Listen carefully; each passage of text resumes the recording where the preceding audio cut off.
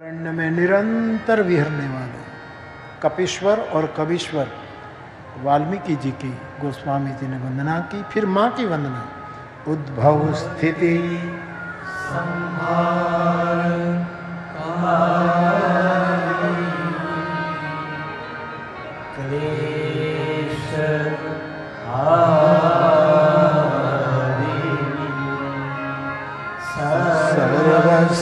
श्रेयस्करी सीता न तो हम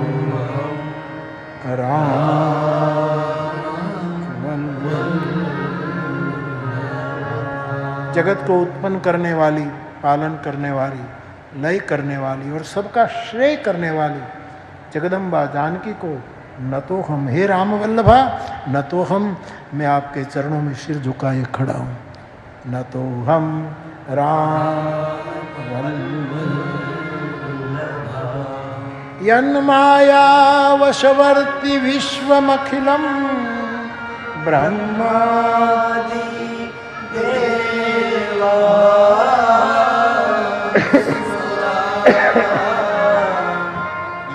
सत्वाद पुरुषेव भाति सकलं रज्जो यथा हे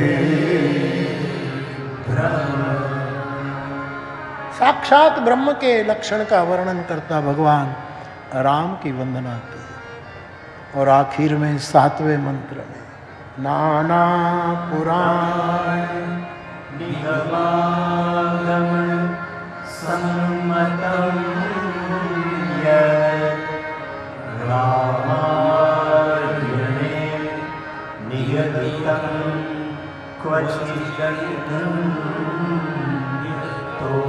स्वान्तः सुखाय तुलसी रघुनाथ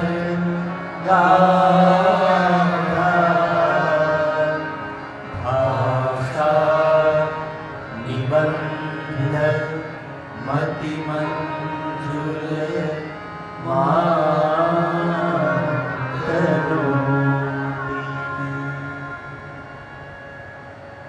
सब पुराण, शास्त्र, वेद, संहिताएं, मीमांसक ग्रंथों, सूत्र ग्रंथों, सब जिसमें समाहित है, ऐसी ब्रह्म रूप राम कथा जिसमें जितने ग्रंथों का नामोल्लेख किया उसमें न भी आपको मिले ऐसा भी शायद आपको रामचरितमानस में मिल जाए, वो गुरु कृपा। तुलसी कहते क्वचिदन्य तो भी, और हेतु समाज पर प्रभाव डालने के लिए नहीं कि देखो ग्रंथों में नहीं था वो भी हमने इसमें डाल दिया, ऐसा करने के हेतु स्वान्तः सुखाय तुलसी रघुनाथ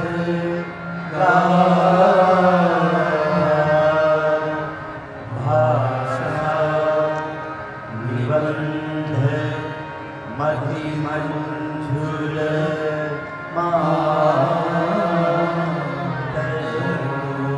परमात्मा के चरित्र का निरूपण करते हुए 4 शब्द, एक तो परमात्मा का चरित्र, परमात्मा की लीला, परमात्मा की कथा और परमात्मा की गाथा, 4 वस्तु जुड़ी। चरित्र परमात्मा का वो जीना पड़ता है, वो चरित्र। गाथा महापुरुष लिखते हैं, तुलसीदास जी ने प्रबंध काव्य में गाथा लिखी। लीला का मंचन होता है, रामलीला, कृष्ण लीला, उसका मंचन होता है जिसमें दोनों हो, दर्शन भी श्रवण भी। और कथा गाई जाती है और सुनी जाती है।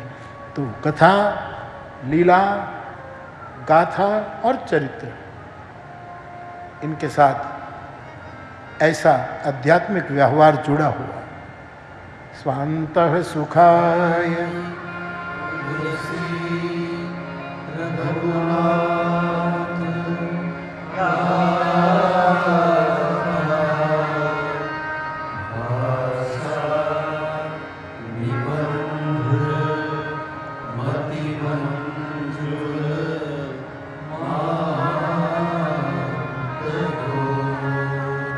काशी के विद्वान लोग ऐसा मानते हैं और वो बातें मानने योग्य है, इसलिए मैं मानकर आपके सामने पेश कर रहा हूं। काशी के कुछ विद्वान लोग जो पुराने अब नहीं रहे, वो ऐसा कहे कि तुलसीदास जी ने कभी भी ग्रंथ रचना का विचार नहीं किया। यद्यपि अब तो वो उद्घोषित करते हैं कि भाषा निबंध में, इस प्रबंध काव्य में इसको मैं कर रहा हूं, लेकिन चौपाई में भी आप कह चुके हैं कि कभी तो विवेक एक नहीं मोर है, सत्य कहूं लिखी कागज कोरे। मैं कागज पर, कोरे कागज पर लिख देता हूं कि भाषा का, कविता का कोई भी विवेक मुझ में नहीं है, ऐसा आप बोल चुके हैं। ऐसा भी आपने आत्मनिवेदन किया, कवि न हो वो नहीं चतुर कहा हूं, मैं कवि नहीं हूं, मैं चतुर नहीं। बड़ा बड़ा सांकेतिक शब्द, मैं कवि नहीं हूं। तुलसी बुद्ध पुरुष पहले है, कवि बाद में है। कबीर बुद्ध पुरुष पहले है, उसकी रचना बाद में। बुद्ध पुरुष पहले है, धम्मपद बाद में है। महावीर बुद्ध पुरुष पहले है, आगम बाद में है। उसको मूल परिचय तो, कई लोग बुद्ध पुरुष है लेकिन लोक मंगल के लिए कोई भी माध्यम पकड़ करके दुनिया में चले व्यक्ति करते हैं, लेकिन मूलतः शंकराचार्य परम सदगुरु, परम बुद्ध पुरुष है, लेकिन माध्यम बनाया संस्कृत वांग्मय, नदियों का स्तोत्र, पहाड़ों का स्तोत्र, देवताओं का स्तोत्र, प्रस्थान त्रयी, ब्रह्म निरूपण आदि आदि क्या नहीं किया। तो लोग जब कहते हैं तुलसी महाकवि है, इसमें किसी का दोष नहीं, क्योंकि उसकी नजर वहां तक ही पहुंची है। घना ने चरणब देखा है, कटी दिखती है नहीं। घना ने कटी मेखला दिखती है तो सीना दिखता नहीं। घना ने, कई लोगों को सीना दिखे तो हृदय दिखता नहीं, कई लोगों को हृदय दिखता है तो कंठ दिखता नहीं, कई लोगों को ये सब दिखता है तो मस्तिष्क दिखता नहीं। हम पार्ट पार्ट में देखने के लिए आदती हो चुके हैं। अखंड कौन? तुकाराम भगवान ने, जगत गुरु तुकाराम ने अभंग देखा कि टूटा हुआ नहीं, खंडित नहीं, हर वस्तु में अभंग पाया। तो तुलसीदास जी जन्मजात, अब इस पंडित की बात को मैं मानकर आपके सामने पेश कर रहा हूं, क्योंकि बात मुझे मानने योग्य लगी। तुलसीदास जी ग्रंथ लिखे और ये करे, ऐसा वो महापुरुष, उसने मना कर दिया कि नहीं भाई, मुझे इसमें नहीं पढ़ना, मैं परमात्मा को प्रेम करूं, इससे ज्यादा मेरी कोई उपलब्धि नहीं।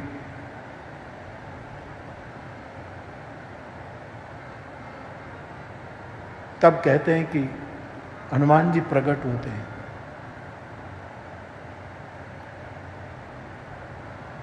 आप कहेंगे हनुमान जी प्रकट होते हैं, आज कई वस्तु प्रकट हो रही दुनिया, तो हनुमान न प्रकट हो। हमारे गुरुकुल में 2-3 दिन पहले दीपड़ो प्रकट थयो, महुआना कैलाश गुरुकुल। दीपड़ा आया बापू, दीवार कूद करके। जयदेव मुझे सुबह कहे बापू दीपड़ो आयो, कहीं हानि बानिक नहीं, हानि बानिक कहीं नहीं करे। गुरुकुलनी दीवाल कूदीने आवे दीपड़ा ज होय, गाय न होय, गोर न। हमारी ज्योत्सना बहन तो मुझे कहे बापू भूत पिशाच निकट नहीं आवे तो हनुमान चालीसा, लेकिन दीपड़ा निकट आवे पहली बार देखा। सोचे तो हनुमान जी प्रकट हुए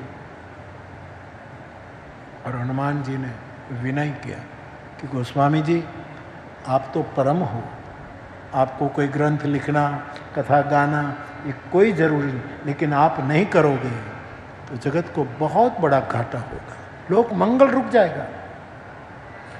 और रामचरण के प्रेम और राम के आपको दोनों, मैं भी आपको मिला हूं, आज प्रकट हुआ हूं, और राम का आपको साक्षात्कार है, तो आप जैसी रचना कर पाओगे ऐसी दुनिया में कोई नहीं कर पाएंगे, और जग मंगल के लिए आप हैं। तो हनुमान जी ने बहुत विनय किया और तब जाकर तुलसीदास जी ने हाँ कही कि ठीक है चलो। भाषा चकार तुलसी दासस्तथा तो ऐसी बातें भी मैंने सुनी और मानने योग्य है कि कोई परम तत्व ने तुलसी को आग्रह किया और हमारे पास ये ग्रंथ आया। 7 मंत्रों में मंगलाचरण किया। अध्यात्म जगत की ये सप्तपदी है 7 मंत्र। इससे हम परमात्मा की अच्छी परिक्रमा कर सकते हैं। ऐसे 7 मंत्रों में उसके बाद लोक मंगल करना है, लोक तक पहुंचना है, इसलिए लोक बोली का उपयोग जैसे सभी बुद्ध पुरुषों ने किया, ऐसा प्रयोग करते हुए तुलसी लोक भाषा में रामचरितमानस की रचना में आगे बढ़े। जगत गुरु शंकराचार्य ने पंचदेवों की बात हमारे सामने रखी। वो तो अद्वैतवादी थे, निराकार को मानने वाले थे, लेकिन सनातन धर्म को एक बहुत बड़ा वो विश्व के सामने पेश करने के लिए, जो मूल रूप था वो पेश करने के लिए आपने पंचदेव गणेश, सूर्य, विष्णु भगवान, दुर्गा और महादेव, सनातन धर्म की जो संतानें हैं, इनको ये 5 देवों की, इनके प्रति हमारा पूरा का पूरा वो होना चाहिए। तो तुलसीदास जी ने इस शांकर मत को अपने शास्त्र के आरंभ में स्थापित किया। बहुत भेद तोड़े, एक सेतु निर्माण किया। और आप सब जानते हैं 5 सोरठे में अवधी, भोजपुरी, कुछ शब्द ब्रज भाषा के, कभी कभी कोई गुजराती शब्द भी आ जाता है मानस में। तो तुलसीदास जी इस भाषा में ग्रंथ की रचना करते, 5 देवों की स्थापना शंकर परंपरा को उठा करके लिखते हैं सोरठे में। पहला सोरठा, जो सुमिरत सिद्धि हो गणनायक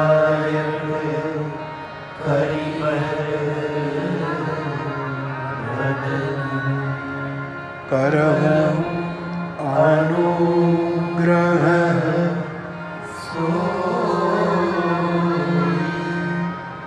बुद्धि राशि शुभ गुण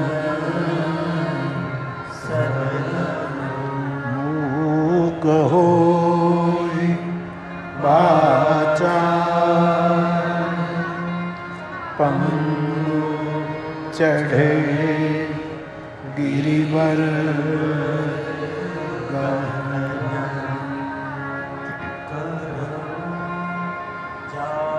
सुकृपा दया द्रव सकल कली नील सरोरु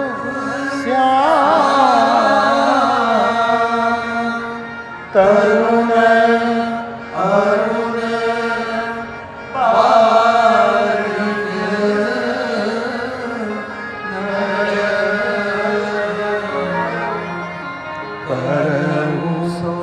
सोमा पूरे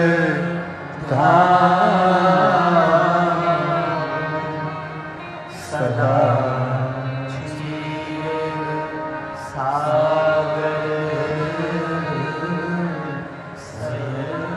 कुंद इंदु समदेव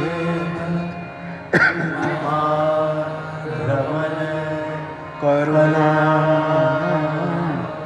अयन जाहि दीन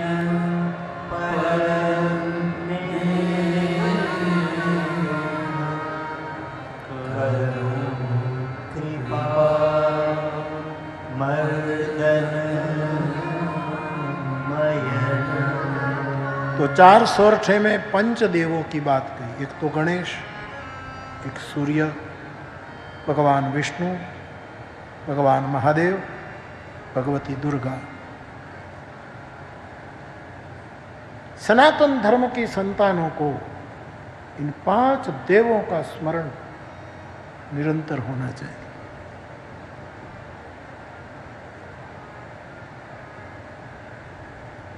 सनातन धर्म को नुकसान पहुंचाने के लिए, सनातन धर्म को ग्लानि पहुंचाने के लिए, कुछ हानि करने के लिए ये जगत है, कुछ लोग उस पर प्रहार करते रहते हैं। गणेश को मानते नहीं, अथवा तो गणेश को वो जिसको मानते हैं उसकी द्वारपाली करा देते हैं। वहां सनातन धर्म को ग्लानि होती, हानि होती। सूर्य को नहीं मानते,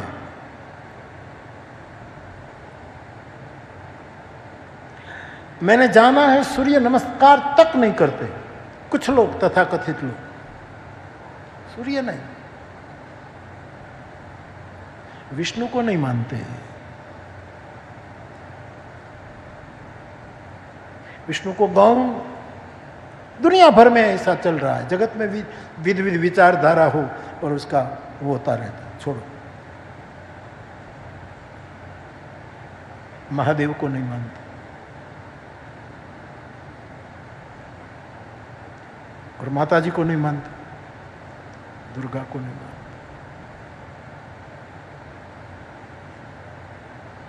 हम सनातन धर्म की संतान हैं, वैदिक सनातन धर्म के हम हैं, इसलिए किसी की आलोचना, किसी का खंडन मंडन किए बिना हम इन 5 परम तत्व का आश्रय करें। गणेश का आश्रय माने विवेक का आश्रय, सूर्य का आश्रय माने प्रकाश के पूजक है हम, प्रकाश का आश्रय, तमसो मा ज्योतिर्गमय। विष्णु का आश्रय माने विशालता का आश्रय, कुपमुंडुकता नहीं, संकीर्णता नहीं, बहुत विशाल पैमाने पर। रामचरितमानस में आप देखिए, राम के श्रीअंग का जब वर्णन आता है तो 3 वस्तु विशाल तुलसीदास जी दिखाए जा रहे, 3 वस्तु, उर्भुज नयन विशाल, उर्भुज नयन विशाल, उर्भुज नयन, 3 वस्तु। राम की भुजाएं विशाल, राम का हृदय विशाल और राम का दृष्टिकोण विशाल।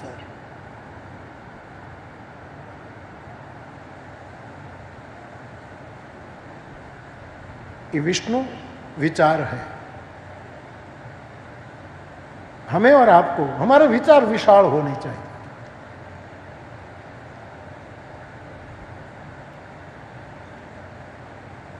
हमारी दृष्टि विशाल होनी चाहिए।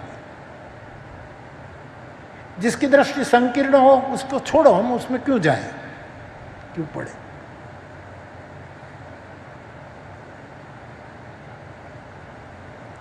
कभी कभी तो मेरे पास ये खबर भी आती है कि मुरारी बापू की कथा क्यों कराते हो, मुरारी बापू की कथा क्यों है, मुरारी बापू क्यों हो।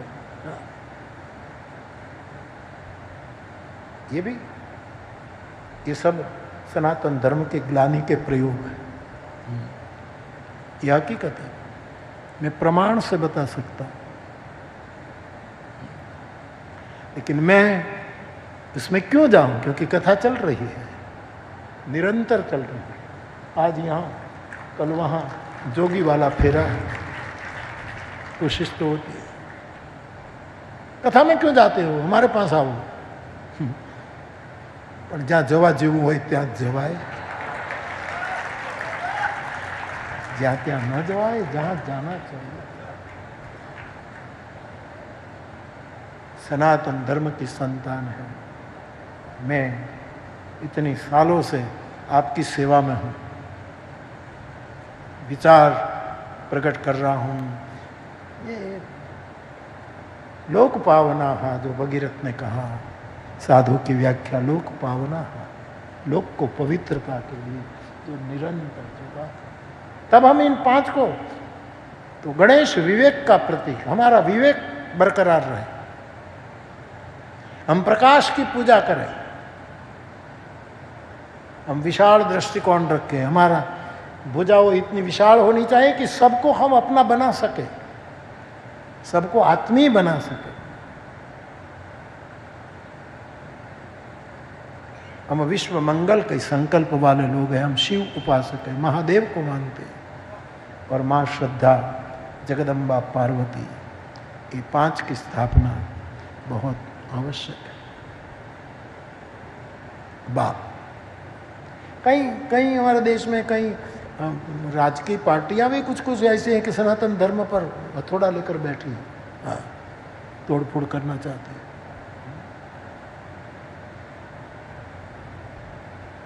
अज्ञानता की भूमि में अविचार का बीज जब डाल दो और खोटी अफवाह का पानी सिंचन करो तो उसके दुख के सिवा और कोई फल आता ही नहीं। दुख ही उसका परिणाम होगा, ग्लानि ही उसका परिणाम होगा। तो ऐसा कुछ चलता। तब शंकराचार्य के विचार को लेकर गोस्वामी जी ने सेतु बंध बनाया। बात पंचदेवों की बात कही, फिर गुरु वंदना करते हुए गोस्वामी जी कहते हैं, बंदौ गुरु पद कृपा सिंधु नर हरि मोह तम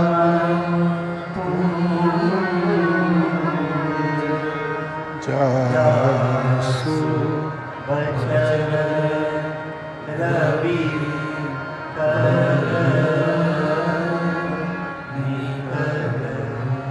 तुलसीदास जी कहते हैं, मैं गुरु के असंग चरणों की वंदना करता हूं। मेरे लिए मेरा गुरु भले मनुष्य के रूप में हो, लेकिन हरि है, ये नर हरि है। सबकी अपनी अपनी निष्ठा होती है। मैं आपसे प्रार्थना करूं, आस्था अवस्था वाले के चरण में ही रखना, व्यवस्था वालों के चरणों में नहीं। हमारी आस्था व्यवस्था वालों के पास कि कैसा सुविधा कर देंगे, कैसा। आस्था हमेशा अवस्था मानी, जैसे बाल्यावस्था, कुमार अवस्था, युवावस्था, ये आस्था अवस्था का मैं वर्णन नहीं कर रहा हूं। स्वप्न, जागृत, सुषुप्ति, तुरिया, ये अध्यात्म अवस्था मानी। एक लेवल पर जिसकी बुद्धता पहुंच गई हो, आस्था वहां सुरक्षित है। हमारी आस्था व्यवस्था में दौड़ रही। यहां इतनी व्यवस्था है तो चलो वहां चले जाए, उसको ये करें। आस्था रखने का कोई शिव, कोई शंकराचार्य, कोई बुद्ध, कोई महावीर, कितने कितने महापुरुष हुए हैं, इनके चरणों में हमारी आस्था का फूल रखा जाए। तो गुरु तुलसीदास जी कहते हैं, दूसरों के लिए नहीं, मेरे लिए तुलसी कहते हैं कि मेरा गुरु मेरे सामने बैठा है तो नर रूप है, लेकिन मेरे लिए हरि है। क्योंकि जिसके वचनों का मुझे अनुभव हुआ है, जिसके वचन सूरज की सुबह की मासूम किरण है, जिसने मेरे भीतरी अहंकार को नष्ट कर दिया है। महामोह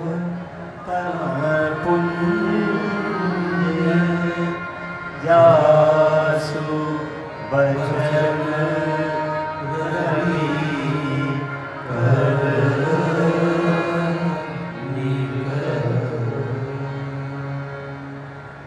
और मैंने कई बार आपके सामने निवेदन किया है कि 5 देव की स्थापना तो होनी ही चाहिए, लेकिन गुरु में 5 तत्व समाहित है।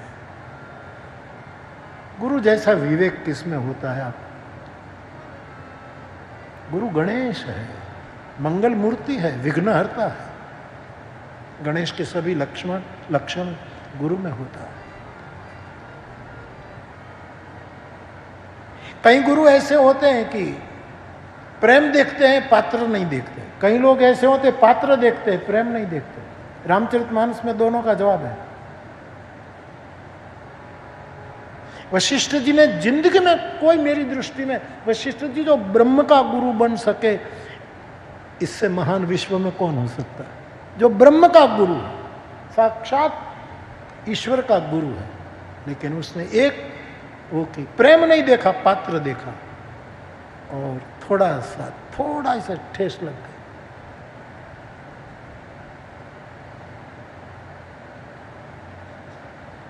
भरत जी पूरी अयोध्या लेकर जा रहे राम को मनाने के लिए, मानस की कथा अयोध्या की।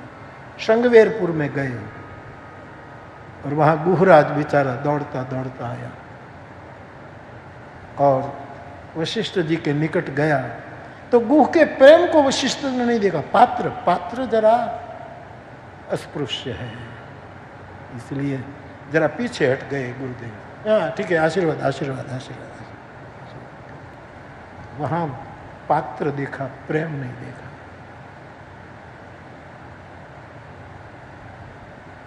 और भरत जब संग पैर के निषाद को मिलते हैं तो पात्र नहीं देखते, प्रेम को देखते हैं। एकदम भरत को उठाकर, अरे निषाद को उठाकर अपने सीने से लगा देते।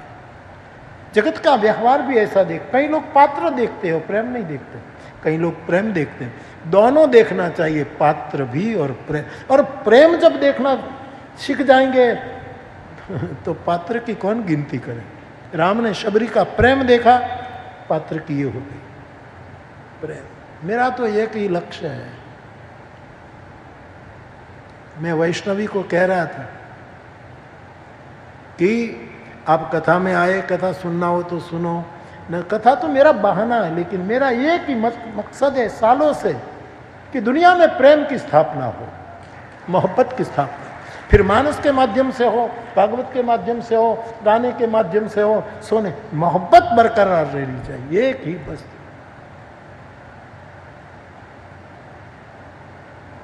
और भरत जी जब गुहराज को हृदय से लगा रहे हैं, पर वशिष्ठ जी को लगा कि मैंने थोड़ी चूक कर दी, मैंने पात्र देखा, इस गरीब का प्रेम नहीं देखा। और धन्य है भरत, प्रेम और पात्र दोनों का स्वागत किया। और यही बड़े आदमी से कुछ ऐसा हो लेकिन वशिष्ठ जी से कोई भूल नहीं हो सकती। हमें प्रेरणा देने के लिए, संकेत करने के लिए वशिष्ठ जी की ये कथा आती है। लेकिन सुधार लिया, चित्रकूट पहुंचे सब, श्रृंगवेरपुर से आगे गए। और भरत और गुहराज वो सब भगवान राम को पहले मिल गए। प्रभु को कहा गुरुजी पधारे हैं, माँ आई हैं, और भगवान राम सबको, तो गुहराज आगे चल रहा है, राम ये सब जा रहे हैं पूरी अयोध्या का सम्मान करने के लिए। तो गुह का तो अनुभव था कि गुरुजी मेरे से दूर रहते हैं, सबका परिचय हो रहा, सब मिले। और गुहराज ने दूर से कहा, बाबा जी मैं तो गुह, जो आपकी मुलाकात हो गई श्रृंगवेरपुर में, मैं तो उसी समय तुलसीदास जी को लिखना पड़ा कि मुनि बरबस बेटा, राम सखा मुनि बरबस बेटा। वशिष्ठ जी दौड़े हैं साहब, वो बेचारा पीछे पीछे भाग रहा है। नहीं बाप जी आपको स्नान करना पड़ेगा, उपवास करना पड़ेगा, मेरे जैसा अधम आपके पैर छूले तो आपको मौन करना पड़ेगा, खबर नहीं क्या क्या प्रायश्चित करना। और तुलसीदास जी बरबस भेटे, बलात् वशिष्ठ जी दौड़े, वृद्धावस्था है वशिष्ठ जी, और वो मना कर उसको पकड़ करके बरबस भेटा। जगत में दो तरीके हैं साहब, कोई पात्र देखते, प्रेम नहीं देखते, कोई प्रेम देखता, दोनों की जरूरत है। प्रेम देखो ना तो सब पात्र ही दिखाई देंगे, प्रेम देखा तो सब पात्र दिखाई देंगे, कोई अपात्र दिखेगा नहीं। तो गुरु वंदना में गुरु विवेक का सागर है, गणेश है, गुरु प्रकाश पुंज है, अंधेरे को मिटाने का नाम ही तो गुरु है, सूर्य है। गुरु विशाल दृष्टिकोण वाला होता है, इसलिए विष्णु है। गुरु शंकर रूपिण है, इसलिए महादेव है। और गुरु गौरी है, इसलिए दुर्गा है। तो पंचदेव की स्थापना की, गुरु की महिमा का गायन किया, और फिर पहला प्रकरण गुरु वंदना का, गुरु महिमा का गाते हुए तुलसीदास जी की कुछ पंक्तियां जो चौपाई में अब शुरू होती है।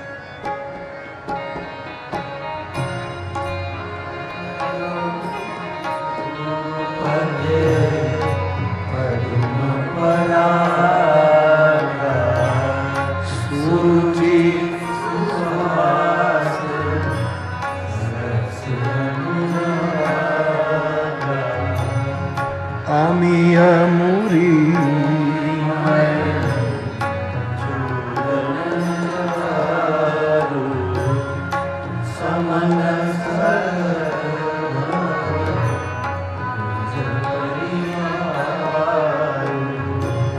सुकृत संभूतन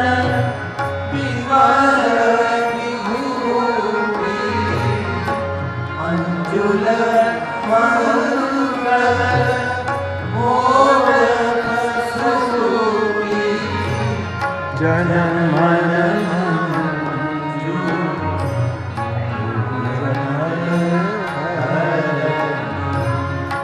किए तिलक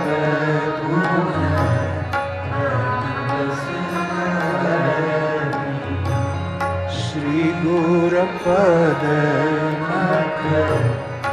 मणिगण ज्योति सुमिरत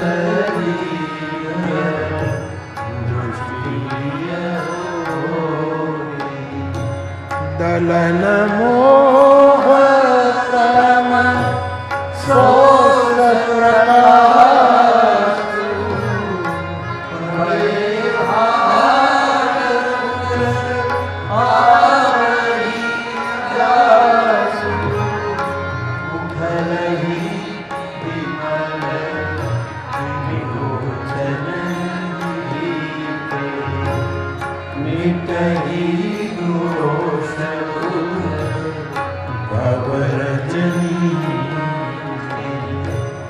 सूजहि राम चरित मणि मानिक गुप्त प्रगट जन जो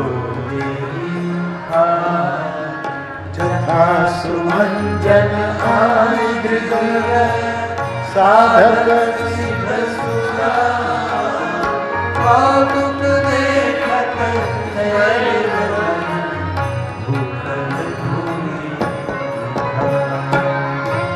गुरु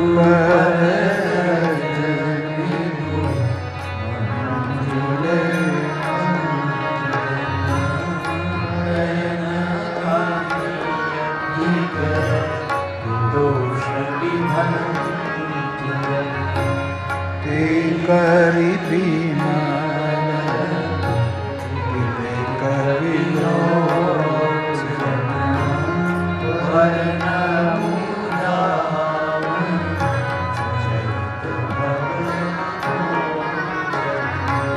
बंदव गुरु पद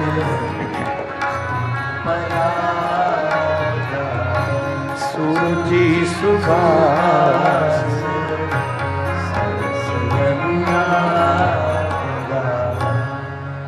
तो गुरु वंदना पहला प्रकरण है मानस का, जिसको तलगा जड़ा मानस गुरु गीता के रूप में देखता है। अमृत मानस अमृतम गमय विषय लिया है कथा का। पहला अमृत शब्द का प्रयोग यहाँ हुआ, अमीय मूरिमय। गुरु वंदना में पहला अमृत है, जैसे 14 अमृत है मेरी दृष्टि में मानस में, इसमें पहला अमृत है गुरु चरण रज अमृत, पहला अमृत। अमीय मूरिमय चूरन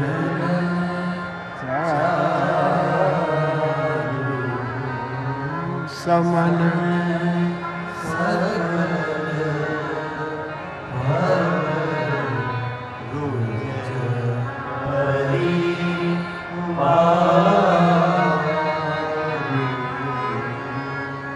तो गुरु वंदना गुरु महिमा यहाँ गाई गई। वो स्वामी जी कहते हैं गुरु के चरण की रज का आँखों में नेत्रांजन करके मैं रामचरितमानस का वर्णन करने जा रहा हूँ। तो पहला प्रकरण, इस पर तो संतों ने बहुत प्रकाश डाला है और हमारे देश में तो गुरु परंपरा की बड़ी महिमा आदि से रही है, आदि से रही। सूफीवाद के एक समर्थ महापुरुष, रहस्यवादी महापुरुष रूमी, जैसे हमारे भावनगर का चिंतक फकीर सुभाष भाई कह रहे थे कि बापू बहुत विद्वान थे, रूमी सर्जक थे, पंडित थे, बहुत पहुंचा हुआ, लेकिन उसको भी इतना होने के बाद भी उसको लगा कि मुझे भी कोई गुरु की ज़रूरत है। और तब जाकर वो शम्स की शरण में गया। उसके गुरु का नाम शम्स है, उसके पास वो गया, उनका आश्रय किया और फिर वो उसको दीक्षित करके उसको और इतना प्यार हो गया गुरु के प्रति, इतना बड़ा समर्पण, अहंकार मिट गया। केवल दो ही बचे, एक मुर्शिद, एक शागिर्द, तीसरा कोई उपाय नहीं था। लेकिन ये मोहब्बत वहां तक पहुंची तब रूमी के गुरु को लगा कि अब मुझे थोड़ा दूर जाना चाहिए, क्योंकि उसको शरीरधारी गुरु में आसक्ति होने लगी है और ये आसक्ति बाधा बनेगी, तो मैं थोड़ा दूर चला जाऊं। समेटने लगे, चुप रहने लगे उसका गुरु, उदास रहने लगे, मुलाकात तोड़ने लगे, भीड़ से बचने लगे, अकेले बैठे रहते थे।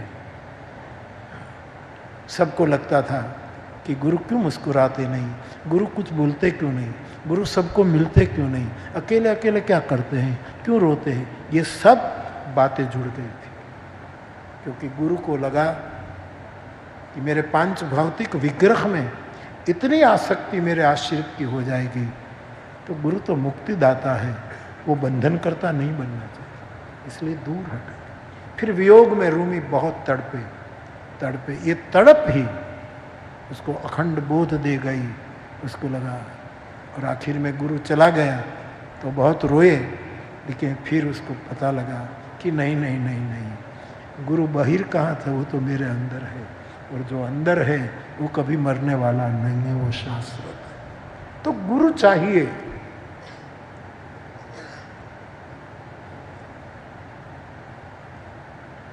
लेकिन गुरु होना चाहिए, ये भी ध्यान रखें। मुझे और आपको कोई गुरु की जरूरत है।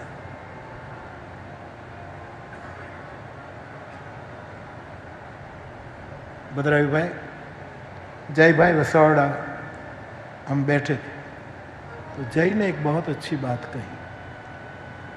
कोई साउथ के पत्रकार ने एक कार्टून बनाया या तो कुछ व्यंग किया होगा जो हो, लेकिन जय भाई से मैंने सुना, उसमें ऐसा था कि उसको तो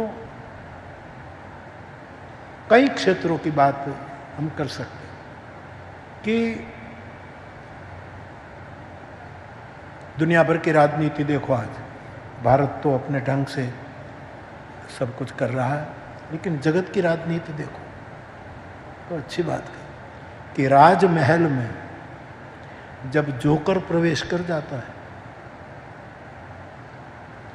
तब जोकर राजकुमार नहीं हो सकता, राजमहल को सर्कस बना देता है। और दुनिया के इतिहास देखने में ये प्रतिष्ठित हो रहा है।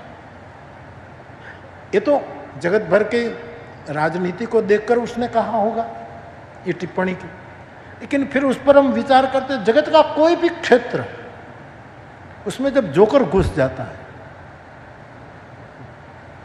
तो वो तो नहीं हो सकता, लेकिन क्षेत्र को सर्कस बना देगा। जय ने बहुत प्यारी बात कही, बहुत अद्भुत बात कही, हिम्मत से कही। तो गुरु की जो महिमा है, रूमी कहता है मुझे किसी की जरूरत है, और फिर वो भीतर गुरु को महसूस करने लगता है कि वो गए कहाँ, वो मेरे अंदर है। गुरु इतने जागरूक है कि मैं बाधा न बन जाऊं। मुक्ति का संदेश देने वाला बाधक बंधन करता न हो, इसलिए रूमी के जीवन तो ऐसा गुरु कोई मुझे और आपको मिले, इसके लिए मानुष गुरु गीता। तो फिर क्या होगा, पूरा जगत प्रणम्य हो जाएगा, किसकी निंदा करें, सब ब्रह्म रूप हो जाएगा। और गोस्वामी जी फिर सबकी वंदना करने लगे। सबसे पहले कितनी 27 वंदना है मानस में, वंदे वाणी विनायक से लो प्रधान प्रधान, फिर उसका विभाग करके करो तो ज़्यादा निकलेगी। लेकिन कुल मिलाकर हनुमान जी, फिर सहायक मित्रगण, फिर सीताराम और आखिर में नाम वंदना, इसमें कुल 27 क्षेत्र की वंदना तुलसीदास जी ने मानस में की है। ये मानस वंदना के नभ के 27 नक्षत्र है। जो वंदना और महिमा का जो एक गगन है उसके नक्षत्र है। तो सबसे पहले ब्राह्मणों की वंदना की, जो ब्रह्मनिष्ठ है, जो विद्या पढ़ता है, पढ़ाता है, यज्ञ करता है, कराता है, दान लेता है और देता भी है। और गीता ने भी ब्रह्म कर्म की चर्चा की है, बुद्ध ने भी बहुत चर्चा की है। ऐसा ब्राह्मण जो पृथ्वी के देवता हम जिसको मानते हैं, जो मोह के कारण, अज्ञानता के कारण, अविचार के कारण समाज में कुछ भ्रांतियां पैदा होती है, उसको मिटाने का जीवन कार्य लेकर बैठा है, ऐसे ब्राह्मण देवता की मैं प्रथम वंदना करता हूं। मोह जनित संशय सब हरण, एकमात्र उसका अवतार कार्य कि जगत में मोह जनित जो कुछ बातें आ जाती उसको मिटाया जाए। फिर सज्जनों की वंदना की, फिर साधु चरित लोगों की वंदना की, फिर साधु समाज की वंदना की।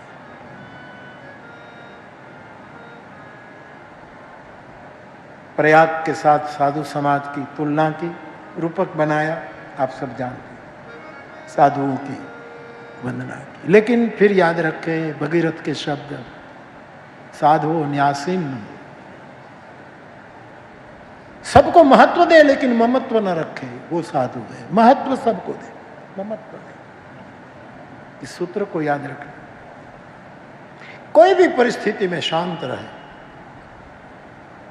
ब्रह्मनिष्ठ रहे और लोक पावना हो, जगत कल्याण की जिसकी जीवन गति हो, ऐसे साधु समाज की वंदना की। उसके बाद असाधुओं की भी वंदना की। गुरु चरण रज से जिसकी दृष्टि ऐसी बन गई तो किसकी निंदा करे, व्यवस्था ही नहीं है, कर ही नहीं सकता। निदान जरूर करे, निंदा जरा भी ना करे। तो सबकी वंदना की, असुरों की, खलों की, शठों की, सबकी। खलों की भी वंदना। खल की व्याख्या हमारे राजेश्वर आनंद जी बहुत अच्छी करते हैं। खल की व्याख्या ये कि खाए यानी अरे तोफान शुरू करे, એનું નામ ખલ। ખાય એની સાથે લડે। ખ માને ખાવું અને લ માને જેનું ખાધું હોય એનું, જેને જિંદગી પર પોષણ કર્યું હોય, જેને જિંદગીભર उसकी સેવા की હોય એની સામે લડે, એનું નામ। तुलसीदास जी तो श वापरता नहीं, सठ शब्द वापर। सठ की व्याख्या राजेश्वर आनंद जी करे कि जेनी जेने सेवा करी हो एने ठेस पहुंचाड़े। सठ पूरी जिंदगी जिसकी सेवा करी हो उसको ठेस मारे, उसका अपमान करे, उसकी निंदा करे। सबकी वंदना तुलसीदास जी ने की। सी राममय सब जग जानी, करो प्रणाम जोरि जुग पानी। फिर राज परिवार की वंदना की, अयोध्या की वंदना की। अयोध्या में सीता की निंदा की, उसकी भी तुलसीदास जी ने वंदना की। सिय निंदक अगो घन सहाय। माताओं की वंदना, दशरथ जी की वंदना, जनक महाराज की वंदना, भरत जी की वंदना, लक्ष्मण जी की वंदना, शत्रुघ्न की वंदना। और इस वंदना के क्रम में हनुमान जी की वंदना करते हुए तुलसीदास जी बीच में हनुमंत वंदना करते। महावीर बिनवहु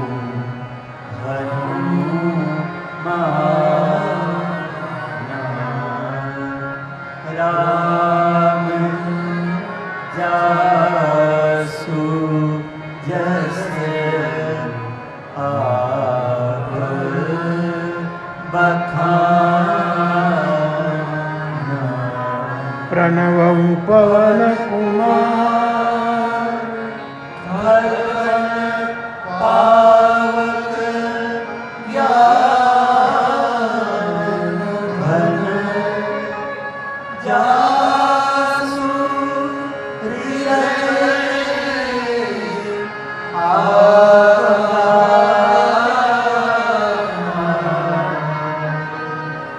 बसहि राम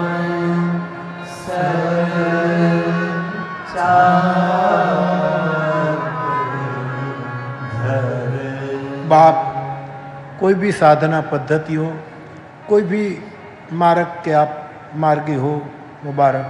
कोई भी मंत्र जपते हो, मुबारक। कोई भी देव की आराधना करते हो, स्वागत। लेकिन हनुमान जी का माध्यम रखिएगा। हनुमंत तत्व हमारी साधना में शिखर तक ऊर्ध्वगमन कराते हैं। ये प्राण तत्व है। पंडित राम किंकर जी भगवान तो कह गए कि मानस के 5 प्राण हैं, 5 प्राणों की रक्षा एकमात्र हनुमान जी ने की है।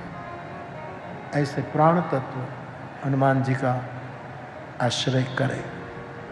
तुलसीदास जी ने हनुमंत वंदना की। बहुत रहस्यपूर्ण चरित्र है हनुमंत चरित्र।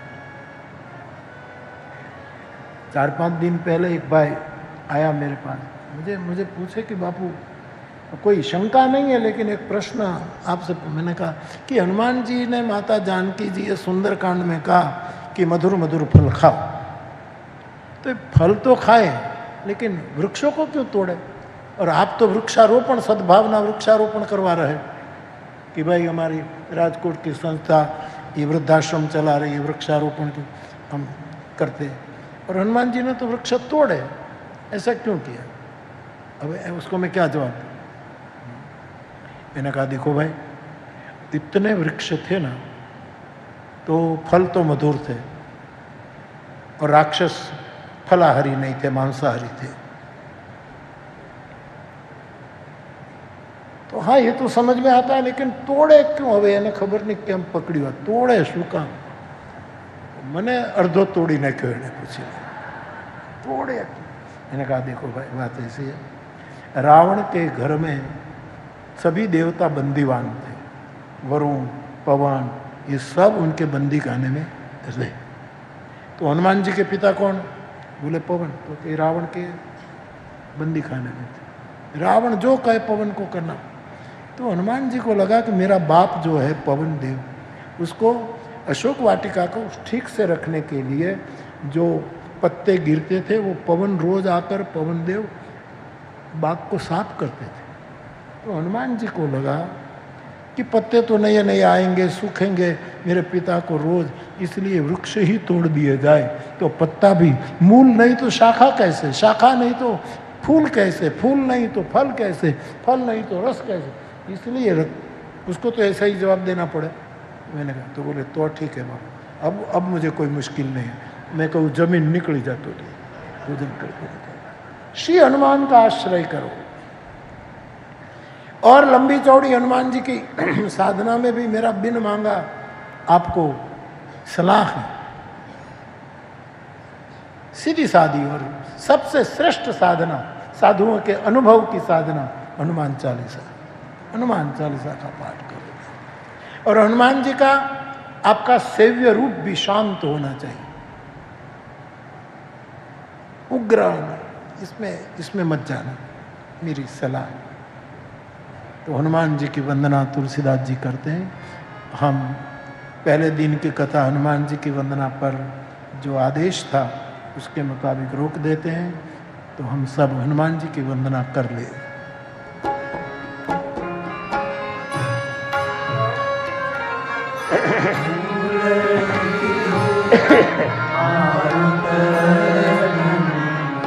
मंगल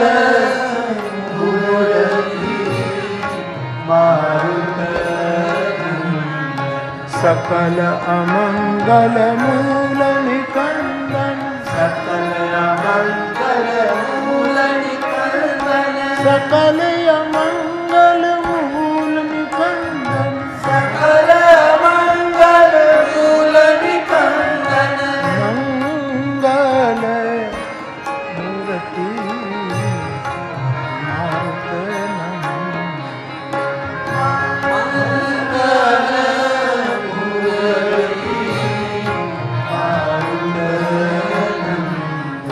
साहेब, मुझे एक आदमी ने कहा कि कबीर साहब हनुमान जी को मान